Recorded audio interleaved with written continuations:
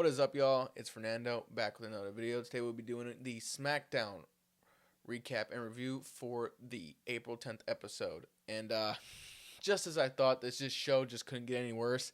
It does. It got worse. This show was absolutely fucking awful. So let's get into it. The show starts off with Cody Rhodes entering the arena, and Nick Aldis telling him not to touch Pat McAfee. He runs into Jelly Roll, and Jelly Roll, does his normal good guy spiel to him, and that's how that started. And then we immediately get to Rhea Ripley going into the ring. She comes out, and she calls Jade Cargill to the ring, and Io Sky answers. And basically, Io just comes in and challenges Jade Cargill to a match later on in the night. That's literally all the segment was. It was pointless. So start off the show. It was just pointless. The first match on the card we had was Bayley versus Alexa. Now, shockingly, this was a pretty good match. It was a homecoming for Bayley as the show was in San Jose. It was fast-paced. It was a scramble, fun match. I mean, it was actually pretty entertaining. We had a nice, funny little spot where Alexa mocks Lara Valkyrie's Becky Stomper promo. That was fun. Eventually, Bayley's mocking Charlotte Flair on the outside. She gets distracted, and she gets rolled up by Alexa Bliss. So overall, this was a fun match, and this was I'm glad we got a definitive winner. But this was basically just to remind us of the tag match that's going to be happening at Mania. So overall, that was one slightly bright spot of the show. Next, we get into a Drew McIntyre vignette. He basically goes at Jacob Fatu, calling him a bad father, saying he's a criminal, all the other things he's said in the past few weeks. This is kind of meaningless vignette of just him repeating the same things. But it looked cool. I'll give him that. It looked cool. So after that, we go straight into Jacob Fatu interviewing with Kathy Kelly, and that interview gets interrupted by the MFTs. Why is this a thing? The MFTs go on to say, just start talking shit to Jacob Fatu, and he says that they can get it too. Nobody, and I mean absolutely nobody, wants to see this. No one wants to see Jacob Fatu get anything involved with the MFTs, and I honestly don't know what you do with the MFTs. I don't know why they're even being featured. I don't even know why this was a thought that crossed the mind of any of these storytellers. Why would this even make sense? This was the stupidest thing I've ever seen. The MFTs are just awful. They all look like fucking idiots. But this basically just prompted the match between Jacob Fatu and Tama Tonga later in the night. And then we get a weird surprise. We get Royce Keys making his WWE debut, or his first singles match after debuting at the Royal Rumble 4 months ago. He went on to face Berto and just squash him in a match. I feel bad for this dude.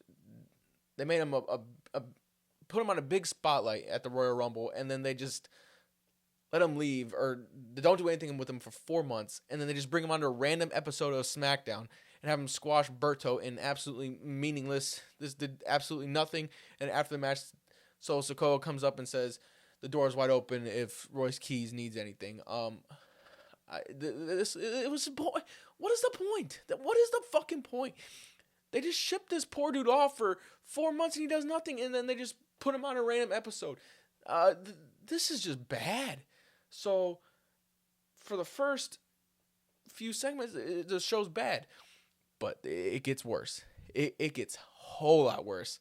And then we get to the Pat McAfee segment. He enters the stadium or the arena in his Ram 1500, and he looks like a complete fucking jackass. And he's basically stealing Logan Paul's shtick, calling people outsiders, being cocky with the glasses, just the way he walks. He's acting like Logan Paul. I will be the first to say I was completely wrong. I said something. I thought that Pat McAfee could put out good product, and I thought he could cut good promos at least. This whole thing with him was bad, and I didn't agree with him being the person behind the phone calls. But I thought he could at least put out some good product. But boy, was I wrong. Because the shit he was saying in the ring was just so fucking stupid. It was just objectively wrong. Everything he said made zero sense and was just objectively wrong. He just came out flipping off the crowd. It was bad. And then they just go on to promote a 25% off ticket sales for WrestleMania. That's all this was. It was just horrible. WWE, you ought to be ashamed of yourselves.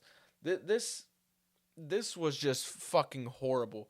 Pat McAfee, I'm over it. It took 1 week. I gave it 1 week, and they blew it. And this was just horrible. But then we get Cody Rhodes come out. And Cody Rhodes starts immediately taking shots at Pat McAfee, saying multiple things. He goes on to say that Pat McAfee should thank his daddy, being his agent, for allowing him to come into the WWE. He makes a reference to Pat McAfee leaving commentary because he got, quote-unquote, tired that he was doing all these things and he was getting burnt out. Yeah, you're a fucking pussy. He goes on to say that no true WWE fans want to see him. And then he goes on just to pretty much cook Pat McAfee. Pat McAfee comes right back while Cody Rhodes is leaving and starts teeing off on talking a bunch of shit about Cody Rhodes that is just objectively wrong. And then Randy Orton appears on the big screen and he's attacking Jelly Roll. Cody Rhodes goes, and they end up just attacking Cody Rhodes, and Pat McAfee walks away holding the W title. This whole segment and this whole rivalry is just gone to complete and utter fucking shit. This is horrible. Nobody wants to see Pat McAfee. You have two guys with legendary careers, Randy Orton for 20 years. You have Cody Rhodes, their friendship, and you bring some random celebrity, Pat McAfee, into it for just absolutely no reason. People wanted to see just Cody and Randy going on at it, bar for bar in promos, going back and forth every week, whether it be physical or just on the mic. And we just get this shit. WWE, they did this. This is a fucking scam in my, like, they did this just for advertisement, just to say they lowered the ticket prices. And I have no other words for this. I mean, it's so damn confusing. It looks so damn odd. It's just horrible booking. And the worst part is, if me and you guys were as bad at as these bookers at our jobs, we'd be fucking fired. We wouldn't have jobs. This is how bad that this product is. This is so atrocious.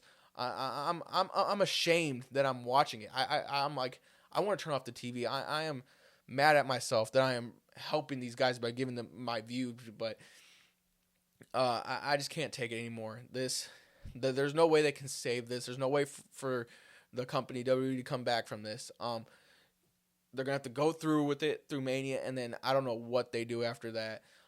But I'm sick of it. I gave it a week. I gave it a little bit of hope, and I was dead wrong.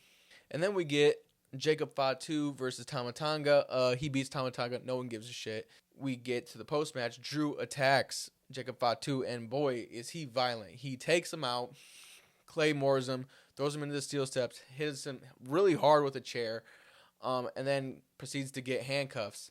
And funny, these handcuffs, they had to have been from the Dollar Tree or the dollar store or something, because they kept breaking every time they would get on Jacob Fatu's wrist.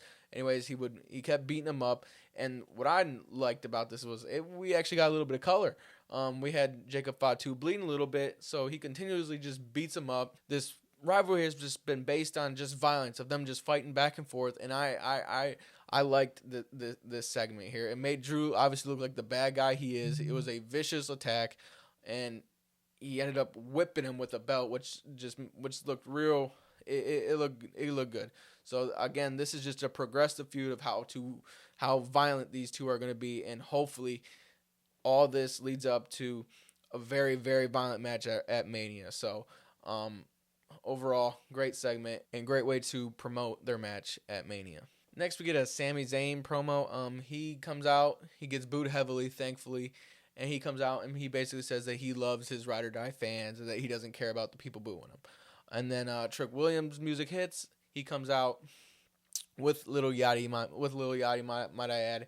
And Lil Yachty's ad-libs are just absolute gold. The yeah, huh, what, like he sounds like a little child, but in a funny, it's kind of funny. So they're just throwing that out there. That's good. But he goes on to say that he's gonna whip Sami Zayn's ass at WrestleMania, which I hope he does. Sami goes on to say that he's going to take Trick into deep waters, and then that leads to the Matt Cardona versus Trick Willie match, and Matt Cardona is just a certified loser. Beats him, and that's that. Nothing special. Then we get to another bright spot of the show. It seems to be the bright spot for the past 3-4 weeks of the show. It's Danhausen, Miz, Kit Wilson. Everything they do is gold. Now this time, Danhausen actually has a match. He goes on one-on-one with Kit Wilson. Not that long of a match. Kind of just go back and forth. Danhausen and the Miz recreate the Melina and Shawn Michaels thing from 2006, I believe it was, where he slides out the ring and Miz doesn't realize that it's Danhausen, but that was funny. Kit Wilson gets the upper hand, and he's going to go for the Men Cry 2, where Danhausen does the Undertaker sit-up and ends up cursing Kit while he's standing on the top rope, and the pyro goes off behind Kit, and he falls down, hits his nuts, and he falls over, and the Miz gets up on the apron. This is another funny thing, and Danhausen does a spinny double eye poke where he just slams his two fingers into the Miz's eyes. That was comedy, and then he ends up hitting Kit with a big boot. This was great. These three just work magic every week that they're on screen. And if you look in the crowd, every single person is smiling. This wasn't as funny as their past few weeks, but this was still up there. Every person in the crowd is smiling. Everyone enjoys this. Everyone loves it. Comedy wrestling is amazing, and these three are the absolute epitome of comedy wrestling. It was great. I just hope they can somehow weasel their way into a segment on the WrestleMania card, and if not, just continue. These three just need to continue being themselves, and they're gonna keep getting showtime because it's just undeniable how good that these three are. And then we get to the main event of the evening. We had Jade Cargill versus Io. Now the whole night, Rhea was taking out B-Fab and Michin. Nobody cares. And then we get to the main event, and after that absolutely brutal attack on Monday Night Raw where Jade Cargill hits her 3 times with the kendo stick, Io is just fucking injured. She can't move her shoulder, her elbow, and she's got taped up ribs. This whole thing was bad. This whole build was bad. And so she goes out there, back and forth match, whatever, and Jade Cargill ends up slamming her into the steel steps, hits a Jada, and she wins the match. And she goes to go get a steel chair, and Rhea comes to the save for Io. Now, this match was so pointless and so dumb. Io was supposed to be injured, but if you go back and look at the attack, everyone knows that was just, it was so corny. I am so over this. Just get the goddamn title off Jade Cargill. I have no other words to describe this, but it was just bad.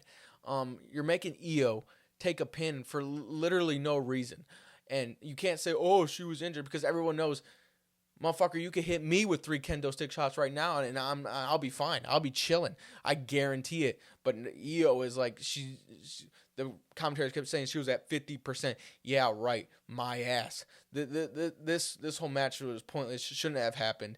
Made Io take a pin, and just to make Jade Cargill look like the bad guy when no one genuinely gives a fuck about her. So that was the end of this show. Again, 3 weeks in a row. 3 weeks in a row.